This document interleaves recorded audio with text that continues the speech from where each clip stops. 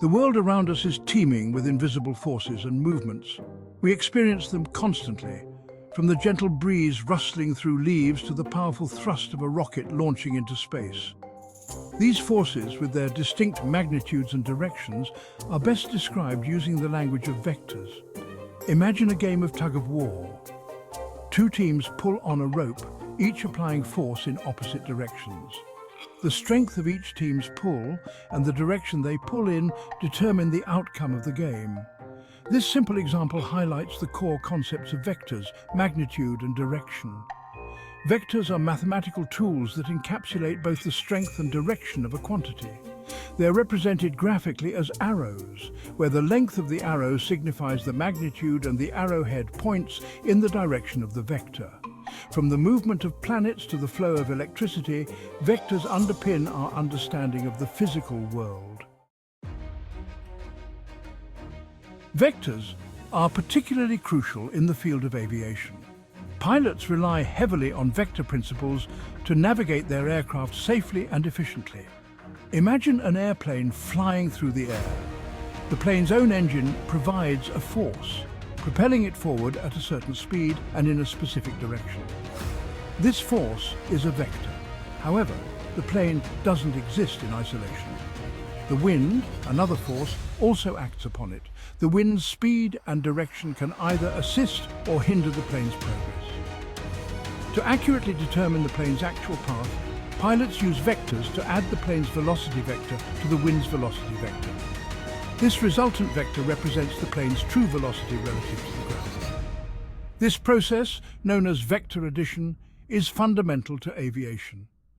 Pilots constantly adjust their heading and speed based on wind conditions to ensure they stay on course and arrive at their destination safely.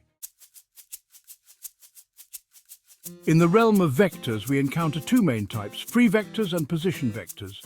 While they share the fundamental properties of magnitude and direction, their applications differ slightly. Think of a ship sailing across the ocean. The ship's movement from one point to another can be represented by a free vector. This vector, depicting the ship's displacement, is independent of its starting and ending points. It only captures the magnitude and direction of the ship's movement. Now, imagine we want to pinpoint the ship's exact location on a map. This is where position vectors come into play. A position vector starts at a fixed reference point, often called the origin, and extends to the ship's location. It tells us both the direction and distance of the ship from a fixed point. While free vectors emphasize movement, position vectors emphasize location. Section 4. Magnitude and unit vectors, the essence of a vector. We've established that vectors possess both magnitude and direction. But how do we quantify these properties? The magnitude of a vector, simply put, is its length. It tells us how strong a force is or how far an object has moved. Imagine a vector representing the velocity of a cyclist. The magnitude of this vector would tell us the cyclist's speed. Direction, on the other hand, tells us which way the vector is pointing. In our cyclist example, the direction of the velocity vector would indicate the cyclist's heading. Unit vectors are special vectors with a magnitude of 1. They are often used to represent directions in a standardized way. Think of them as compass directions, north, south, east, and west. Each of these directions can be represented by a unit vector. Unit vectors provide a convenient way to express any vector as a combination of its magnitude and direction. Section 5. Forces, vectors with a twist. Forces, those ubiquitous agents of change, are best understood as vectors. They possess both magnitude and direction, influencing the motion of objects in the physical world. However, forces have an additional layer of complexity. They also have a point of application. Imagine pushing a heavy box across the floor. The force you apply has a magnitude, how hard you push, a direction, the direction you push in, and a point of application, where your hand contacts the box. Changing any of these factors can significantly alter the box's movement. For example, pushing the box at its base will likely make it slide across the floor.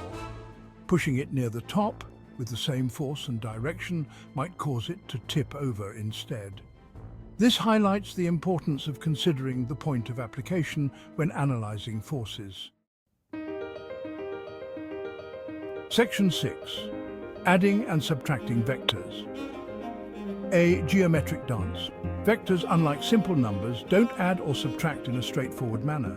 Their addition and subtraction involve both magnitude and direction, often represented graphically using the head-to-tail method. Imagine two vectors representing the velocities of two boats traveling across a lake. To find their combined velocity, we draw the first vector, then draw the second vector starting from the tip of the first vector. The vector connecting the tail of the first vector to the tip of the second vector represents their sum, the resultant vector. Subtracting vectors follows a similar principle. We simply reverse the direction of the vector being subtracted and then add it to the other vector using the head-to-tail method. Vector addition and subtraction are essential tools in physics, engineering and computer graphics, allowing us to analyze complex systems involving multiple forces and movements. Section 7. Scalar multiplication and equations of lines. Vectors in action. Multiplying a vector by a scalar, a simple number, is akin to stretching or compressing the vector without changing its direction. Imagine a vector representing the force of gravity acting on an object. Multiplying this vector by 2 would double the force's magnitude without altering its downward direction. Scalar multiplication plays a crucial role in defining equations of lines using vectors. A line can be defined by a point it passes through and its direction. We can represent the direction using a vector, and any point on the line can be reached by starting at the given point and moving along the direction vector by a certain multiple. This concept allows us to express the equation of a line in vector form, providing a powerful tool for solving geometric problems involving lines and planes in three-dimensional space. Vectors, with their ability to encapsulate both magnitude and direction, provide an elegant and efficient framework for describing and analyzing the world around us.